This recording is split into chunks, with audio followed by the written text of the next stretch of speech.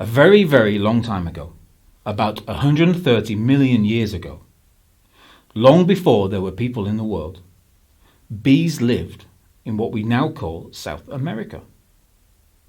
The bees in South America didn't look like the bees we know today. They were yellow bees, entirely yellow. There weren't so many bees in South America because the bees couldn't eat that much. Bees eat pollen, the yellow powder which is in the flowers of plants and blossoming trees, and they drink the juice from them. The problem was that the yellow bees were very sensitive to the pollen. Every time a yellow bee wanted to eat pollen or drink the nectar from a flower, the pollen itched terribly in their nose, and they had to sneeze violently. So, when a yellow bee woke up in the morning, first the bee chatted with friends and family, and only later in the day, when the bee was really starving, would a yellow bee fly out to consume some pollen or nectar. When they found a flower, they would drink some of the nectar and eat some of the pollen. But that tickled the nose so much that the bee started sneezing, to such an extent that the yellow bee rapidly gave up and flew back to the nest. The rest of the day, the bee would kill time by chatting with other bees. That was something yellow bees were awfully good at, chatting about anything and everything. Did you know bees don't talk by making noises with their mouths? They talk by dancing in the shape of an 8 and vibrating their lower part. Furthermore, bees don't listen with their ears, but by feeling the vibrations made by other bees with their legs and antennae. And so, the yellow bees wasted their days talking to each other and chatting and laughing. They told each other where the trees were in bloom, so which places to avoid. Or they complained how difficult it was to fetch pollen for the queen. In a bee's nest, there is only one bee which lays eggs, and that is the queen. Because she is so busy laying eggs, the queen must be fed by the other bees. And because the South American yellow bees gathered only a little amount of food, there wasn't so much for the yellow queen bee to eat. Therefore, she only laid a few eggs. Actually, just enough to maintain the yellow bee colony. A little further away, in what we now call Africa, there also lived a few bees.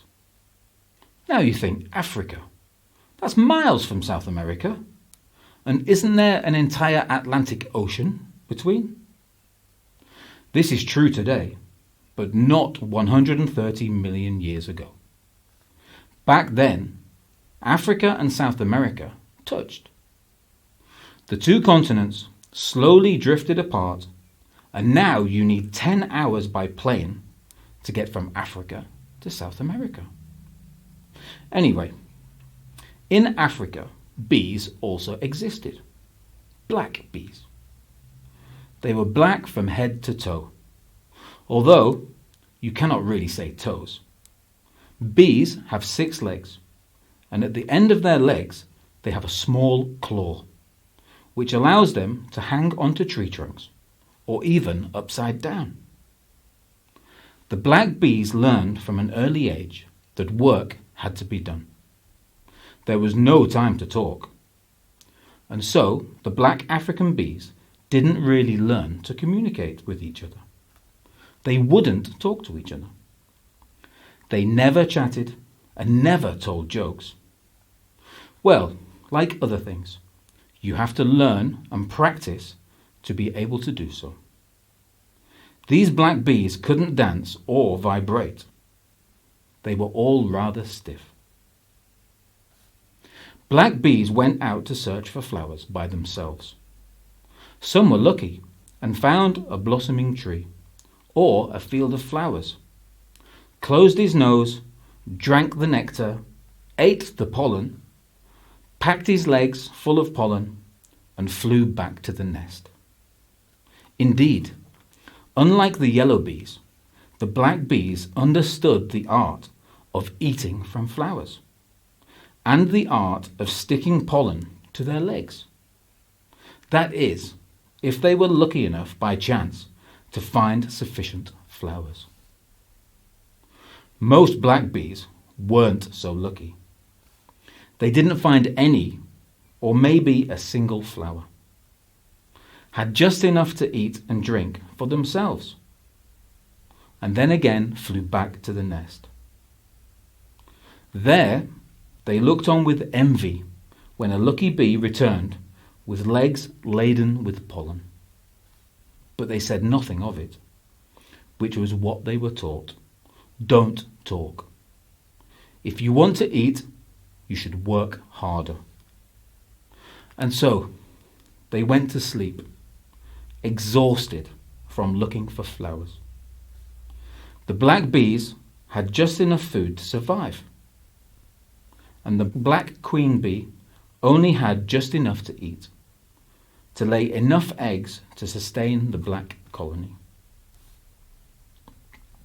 The black and yellow bees were aware of each other's existence, but they didn't mingle. In fact, the bees were warned from an early age about the other bees. Bee children were told not to go near the other bees, and that black and yellow bees weren't supposed to or allowed to interact. The yellow bees were taught that the black bees were terribly dull and cheerless. The black bees were always working. They would never socialize or dance and vibrate and have fun. On the other hand, the black bees were taught that those yellow bees talked too much, and they couldn't drink nectar. Good for nothings. They couldn't even eat pollen without sneezing. Those yellow bees just danced and chatted all day. Any black bee with a hint of decency couldn't associate with the yellow bee. If a black and yellow bee encountered each other, they passed with their noses in the air and conceitedly flew past each other without giving the other one as much as a glance. One day, Ewan was born in Africa. A terribly curious black bee, Ewan had so many questions. Why do birds fly? Do birds lay eggs like our queen? And what about fish? Do they also lay eggs? Do all animals lay eggs? But he was told to be quiet and that work had to be done. And something else. Everything Ewan learned, he questioned. Why do we always work? Why can't we be with the yellow bees? I'm rather curious about the other bees. All the black bees and even the queen spoke to Ewan to convince him that black bees were too good for the yellow ones, and that therefore you shouldn't mingle with those lush yellow chattering layabouts. Ewan still didn't understand, but he was tired of the debate and left it at that. Ewan indeed became quiet and hard-working like the other black bees. At about the same time, Andrea was born in South America. A cute little yellow bee with large dark round eyes. Andrea was a dreamy little bee. She couldn't pay attention in class and peeked from the opening of the nest into the wide world that lay beyond. She longed to go into the world and to see, feel, and smell everything. But Andrea the yellow bee had to finish school before going outside. These were the rules of the bee colony. It was explained during geography lessons that there were black bees in Africa, but yellow bees don't associate themselves with the black bees. The black bees never said a word. They never had time to chat. They were always working. They were rather antisocial creatures. Andrea didn't hear it. She was staring out and dreaming about life outside the nest.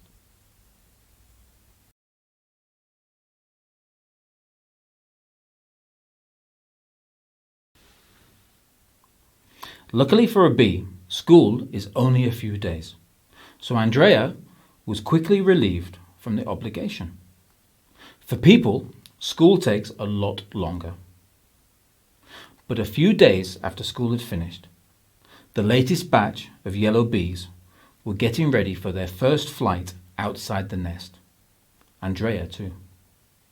Through trial and error, the yellow bees learned to fly. It is not so easy to control 4 wings at the same time. After 2 days, Andrea had also mastered the trick. She darted around, and back in the nest, she talked incessantly about all the things she had seen outside. The yellow bees were quite used to talking, but Andrea could talk the hind legs off a donkey. She chatted about the river glistening so beautifully, about the birds. It seemed as if the birds wanted to play tag with her. What wonderful creatures! The other yellow bees explained to Andrea the birds don't want to play tag with bees. Birds like to eat bees. Surely this had been explained at school. But Andrea couldn't remember. Maybe at that moment she had been dreaming and had been looking out. One day, after chatting for hours, Andrea flew to find some food. Her belly rumbled. But the little bee was reluctant to stick her nose into a flower with pollen. Andrea saw a beautiful fish in the river and decided to fly out to see where the fish went. But the fish swam much further than Andrea could fly. And Andrea landed on a flower. One without pollen, of course, because one with pollen would make her sneeze. The little bee was already a good distance away from the nest and rested to gather strength for the return journey. Suddenly, she saw a black bee on the flower next to her. It was Ewan, who also had travelled a long way from his nest to find flowers. Andrea observed Ewan. She didn't fly away from that black bee as she was told to do. Andrea was fascinated by Ewan, who was busy drinking nectar and eating pollen from the flower. How does he do that?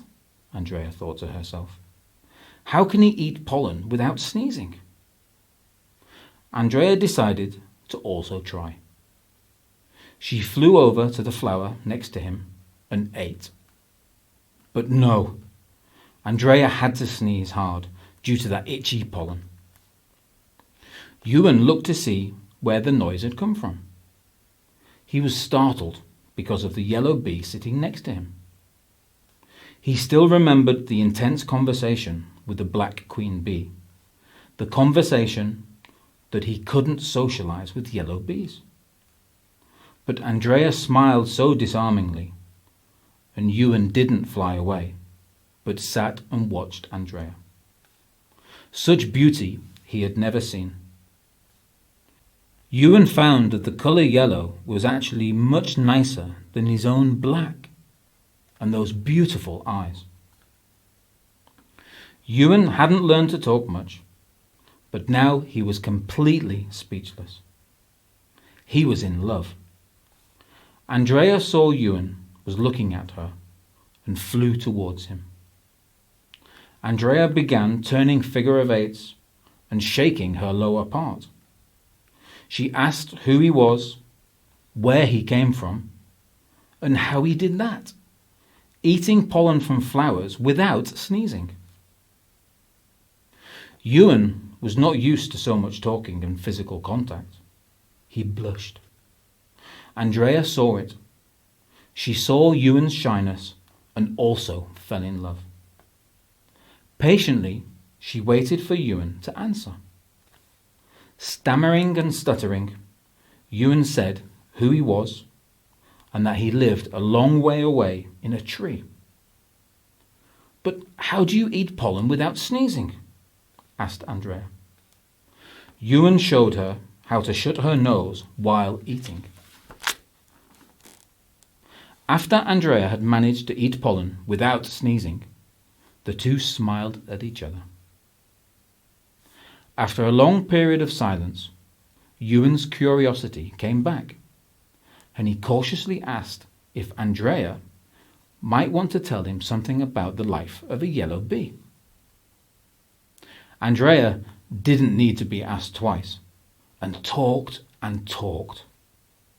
After a while, Andrea saw that it was all a bit much for Ewan, who wasn't accustomed to that much talking. They were silent for a while, and now it was Ewan who took the initiative. "Shall we meet here again tomorrow?" Andrea nodded and dartingly flew off in the direction of her own nest. Ewan watched until she was out of sight, and then flew back home with butterflies in his stomach.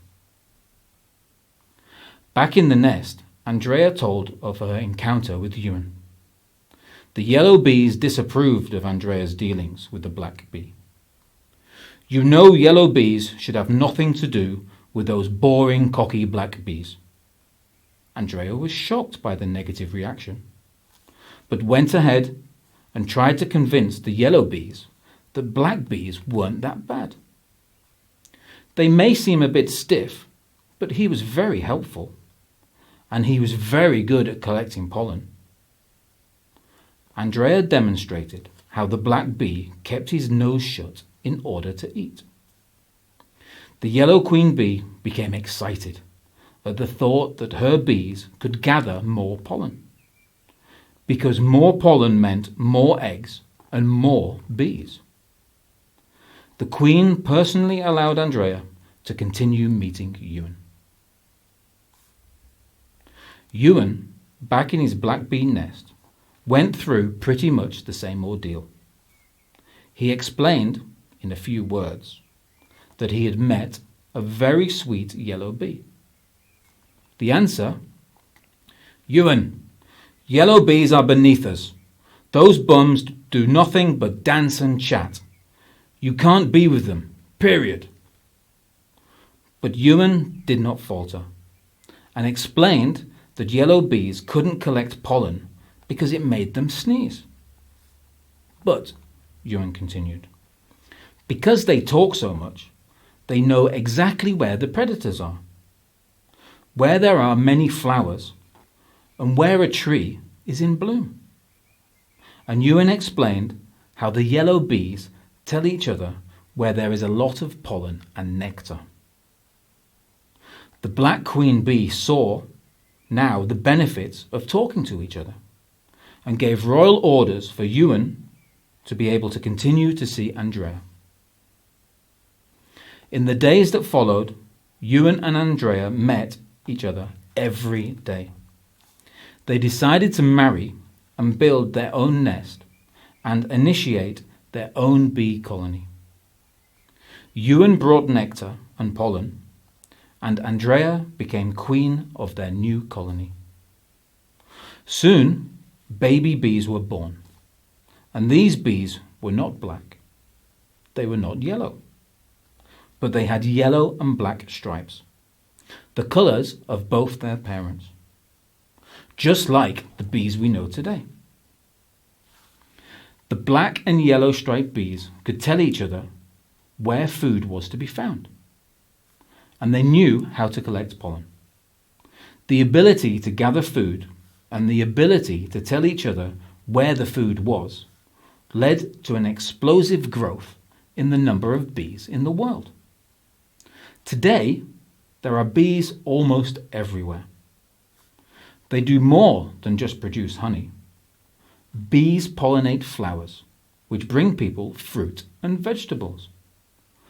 Bees make the trees and plants grow seeds and nuts and reproduce this way. Because more and more plants and trees grow, people and animals have enough to eat. Until today, and all this thanks to that curious Ewan and warm-hearted Andrea, a black and yellow bee 130 million years ago.